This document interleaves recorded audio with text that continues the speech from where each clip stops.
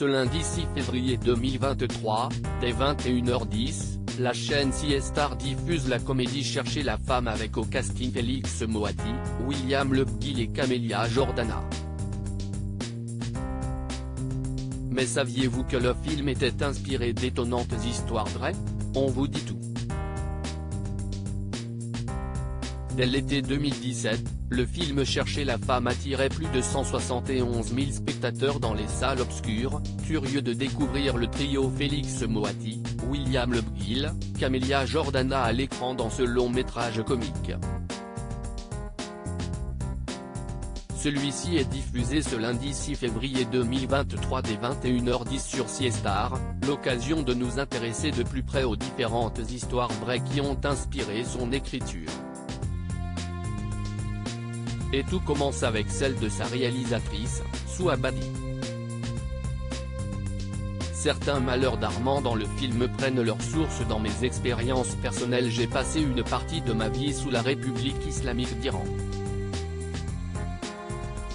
L'éducation religieuse obligatoire, les restrictions vestimentaires et les brigades des mœurs font partie des souvenirs indélébiles de mon adolescence, confiait-elle à la sortie du film, qui raconte les subterfuges d'Armand, Félix Moati, qui fait la fierté de son père Serge, pour continuer de fréquenter sa petite amie Leila, Camélia Jordana, qui décrivait à notre micro son homme idéal, très surveillé par son grand frère depuis sa radicalisation lors d'un voyage au Yémen.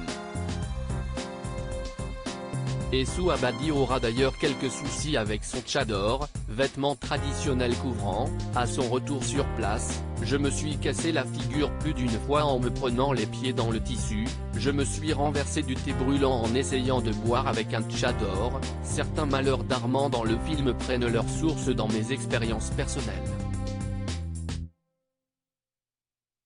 De dirigeants politiques déguisés en femmes, mais ce n'est pas tout. La réalisatrice a également puisé dans des anecdotes historiques survenues en Iran. J'avais entendu il y a quelques années une interview de Hojaol Eslam Rafsanjani, l'un des dirigeants de la République islamique d'Iran. Il y racontait qu'avant la révolution, pour échapper à la police du Shah, il avait dû porter le voile et se faire passer pour une femme pieuse.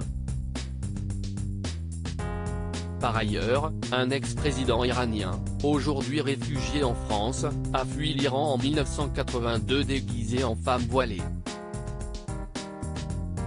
Avant de conclure, se travestir pour échapper à un danger, pour sauver sa vie, j'aimais cette idée. À lire aussi Serge Moati très fier de son fils Félix Moati, sa touchante déclaration.